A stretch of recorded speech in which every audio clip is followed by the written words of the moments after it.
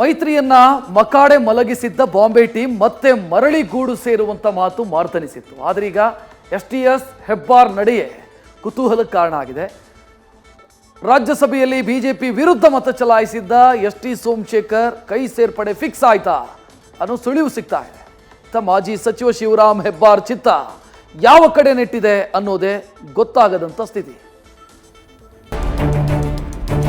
2024 41 ವರ್ಷ ಸುದೀರ್ಘ ರಾಜಕಾರಣವನ್ನು ನೋಡಿದ್ರು. ಯಾವ ರಾಜಕೀಯ ಪಕ್ಷ ಯಾರಿಗೂ ಮುಖ್ಯಕ್ಕೂ ಎಲ್ಲ ರಾಜಕೀಯ ಪಕ್ಷಕ್ಕೂ ಬರ್ತಾರೆ, ಹೋಗ್ತಾರೆ.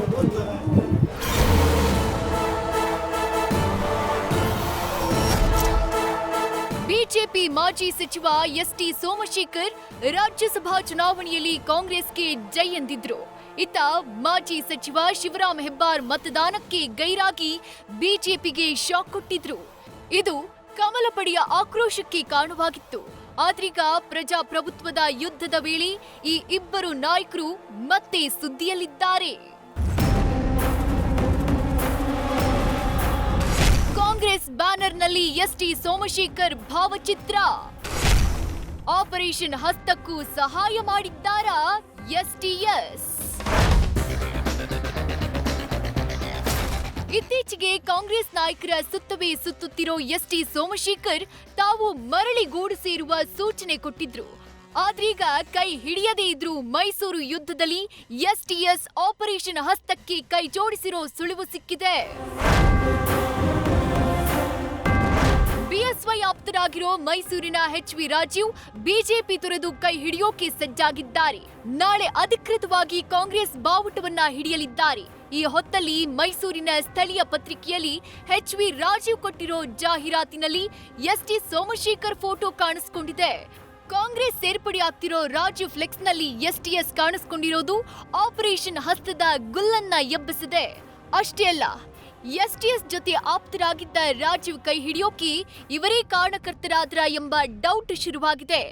ಎಸ್ ಸೋಮಶೇಖರ್ ಕಾಂಗ್ರೆಸ್ನಲ್ಲಿದ್ದಾರೋ ಬಿಜೆಪಿಯಲ್ಲಿದ್ದಾರೋ ಎಂಬ ಗೊಂದಲಕ್ಕೆ ಕಾರಣವಾಗಿದೆ. ಶಿವರಾಮ್ ಹೆಬ್ಬಾರ್ ಪಕ್ಷ ಸೇರ್ಪಡೆಗೆ ಕೈ ಕಾರ್ಯಕರ್ತರ ವಿರೋಧ. ಅಡ್ಡಗೋಡೆ ಮೇಲೆ ದೀಪ ಇಟ್ಟಂತೆ ಮಾತನಾಡಿದ ಮಾಜಿ ಸಚಿವ. ಇನ್ನು ಮತ್ತೊಬ್ಬ ಮಾಜಿ ಸಚಿವ ಶಿವರಾಮ್ ಹೆಬ್ಬಾರ್ ನಡೆಯೂ ಕೌತುಕಕ್ಕೆ ಕಾರಣವಾಗ್ಬಿಟ್ಟಿದೆ. ಕಾಂಗ್ರೆಸ್ ಸೇರ್ತಾರಾ ಅಥವಾ ಬಿಜೆಪಿಯಲ್ಲಿ ಇರ್ತಾರಾ ಎಂಬ ಪ್ರಶ್ನೆಯನ್ನ ಹುಟ್ಟುಹಾಕಿದೆ. ಈ ಮಧ್ಯೆ ಮಾಜಿ ಸಚಿವ ಇನ್ನು ಯಾವುದೇ ನಿರ್ಣಯಕ್ಕೆ ಬಾರದೆ ತಮ್ಮ ನಿರ್ಧಾರವನ್ನ ಗೌಪ್ಯವಾಗಿ ಇಟ್ಟಿದ್ದಾರೆ.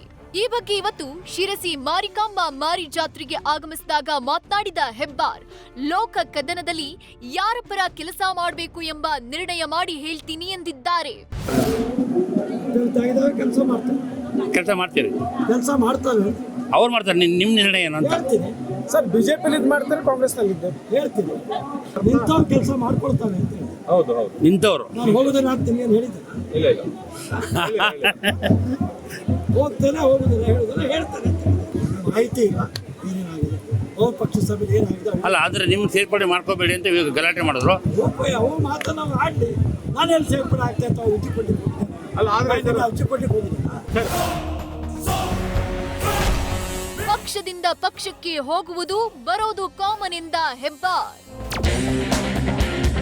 ಇನ್ನು ಶಿವರಾಮ್ ಹೆಬ್ಬಾರ್ ಕಾಂಗ್ರೆಸ್ ಸೇರೋಕೆ ಕಾರ್ಯಕರ್ತರು ವಿರೋಧ ವ್ಯಕ್ತಪಡಿಸಿದ್ದಾರೆ. ಈ ಬಗ್ಗೆಯೂ ಧ್ವನಿ ಎತ್ತಿರೋ ಮಾಜಿ ಸಚಿವ, ಯಾವ ರಾಜಕೀಯ ಪಕ್ಷಗಳು ಯಾರಿಗೂ ಗುತ್ತಿಗೆ ಕೊಟ್ಟಿಲ್ಲ, ಎಲ್ಲ ರಾಜಕೀಯ ಪಕ್ಷಗಳಿಗೂ ಹೋಗೋದು ಬರೋದು ಕಾಮನ್ ಎಂಬ ಮಾತುಗಳನ್ನಾಡಿದ್ದಾರೆ. 2024 41 ವರ್ಷ ಸುದೀರ್ಘ ರಾಜಕಾರಣವನ್ನು ನೋಡಿದ್ರು. ಈ ಗಯಾರಾಮ್ ಬರೋ, ಈ ಕಲ್ಪೋಕಲ್ಪಿತ ಪೋಸ್ಟರ್ಗಳು, ಇವನ್ನೆಲ್ಲ ನಾನು ಭಾಳ ಕಾಲದಿಂದ ನೋಡ್ಕೊಂಡು ಯಾವ ರಾಜಕೀಯ ಪಕ್ಷ ಯಾರಿಗೂ ಗುತ್ತಿಗೆ ಕೊಡ್ತಿಲ್ಲ. ಎಲ್ಲ ರಾಜಕೀಯ ಪಕ್ಷಕ್ಕೂ ಹೋಗ್ತಾರೆ. ಯಾವ ಪಕ್ಷದಿಂದ ಯಾವ ಹೋಗ್ತಾ ಇಲ್ಲ. ಕಾಂಗ್ರೆಸ್ ಎಷ್ಟು ಬಿಜೆಪಿ ಹೋಗ್ತಾ ಇದ್ದಾರೆ, ಬಿಜೆಪಿಯಿಂದ ಕಾಂಗ್ರೆಸ್ಗೆ ಹೋಗ್ತಾರೆ. ಉತ್ತರ ಪ್ರದೇಶ ಏನಾಯಿತು, ಹಿಮಾಚಲ ಪ್ರದೇಶ ಏನಾಯಿತು, ನಾವು ಒಂದು ಓಟ್ ಹಾಕಿದ್ರ ಬಗ್ಗೆ ಮಾತಾಡ್ತಾರೆ. ಅವ್ರು 4 ಓಟ್ ಆ ಓಟ್ ಹಾಕಿ ಸಸ್ಪೆಂಡ್ ಆಗೋಲ್ಲ, ಅದ್ರ ಬಗ್ಗೆ ಮಾತಾಡೋಲ್ಲ. ಒಟ್ಟಾರೆ ಲೋಕಸಮರದ ಹೊತ್ತಲ್ಲಿ ಟಿಕೆಟ್ ಸಿಗ್ಲಿಲ್ಲ ಅಂತ ರೆಬಲಾದವರ ಮಧ್ಯೆ ಎಸ್ಟಿಎಸ್ ಹೆಬ್ಬಾರ್ ನಡೆ ಬಿಜೆಪಿಗೆ ತಲೆನೋವು ತಂದಿಟ್ಟಿದೆ. ಇದೀಗ ಪ್ರಜಾಪ್ರಭುತ್ವ ಯುದ್ಧಕ್ಕೆ ಇವರ ಬೆಂಬಲ ಯಾರಿಗೆ ಅನ್ನೋದು ಭಾರಿ ಗೊಂದಲಕ್ಕೆ ಕಾರಣವಾಗಿದೆ. ಮೈಸೂರಿನಿಂದ ರವಿ ಜೊತೆ Sridhar, news first, Sirsi. News first ನಿರ್ಭೀತಿಯಿಂದ ನಿಮ್ಮ ಪರವಾಗಿ.